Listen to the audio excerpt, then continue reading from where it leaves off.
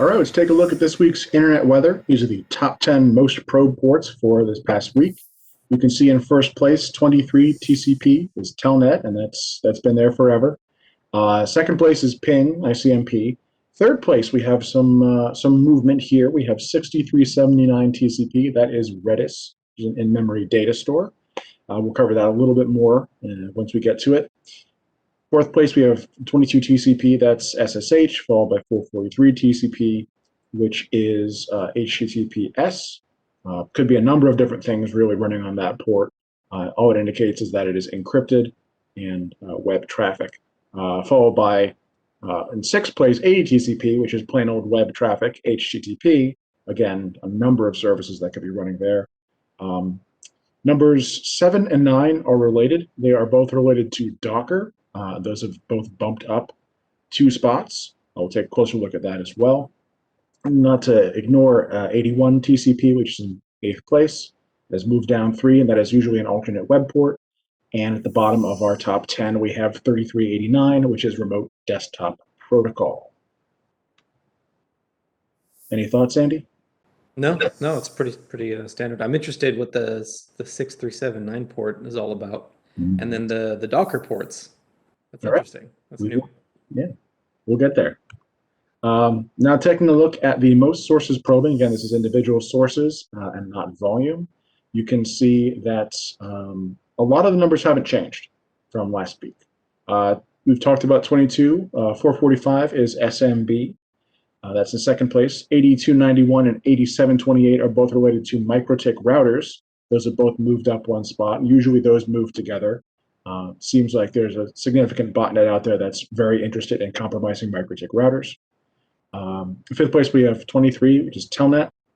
Sixth place, we have 80, which we've talked about as plain old web stuff.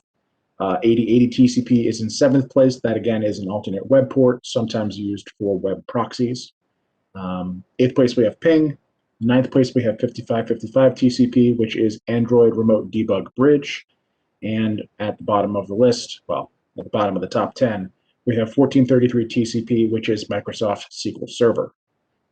This is actually remarkable in the number of ports that haven't changed at all. I don't think I've ever seen it quite so static in terms of the most sources probing. So notable for not changing, I suppose, this week.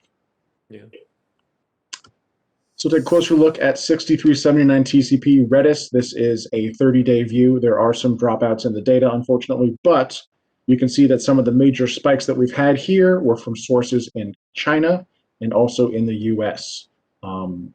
It's an interesting pattern, specifically because you've got a bunch of smaller spikes, not really it's sort of a moving baseline, sort of up and down a bit, but then you've also got these major spikes every couple of days. You can see on the 22nd, I was going to say the 15th, 29th. Looks about every 7 days, someone spends a significant amount of time scanning for Redis servers.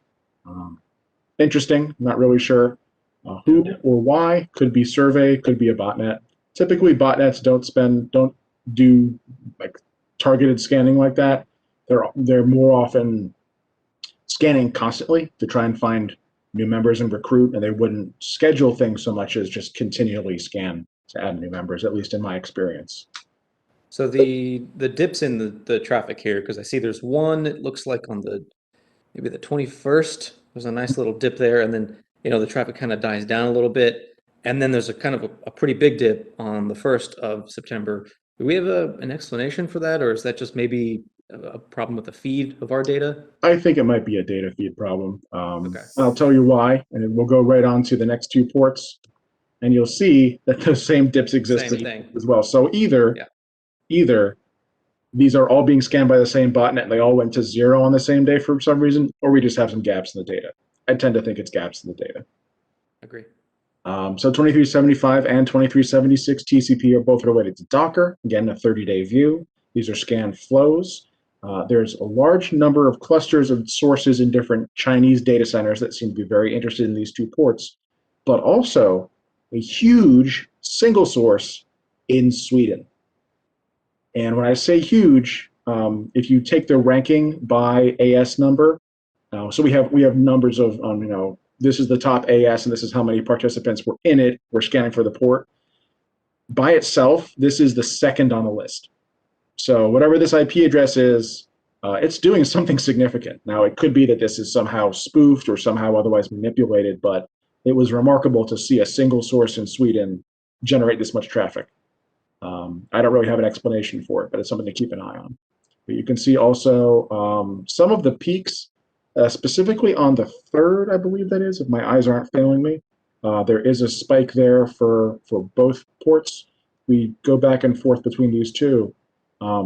It looks like there may actually have been a significant uptick in scanning on all these ports. Now, whether that means that there's a single botnet that's interested in both of these, or some sort of internet survey that caused a spike on all these ports at the same time, it's hard to really say. I didn't dig into that data.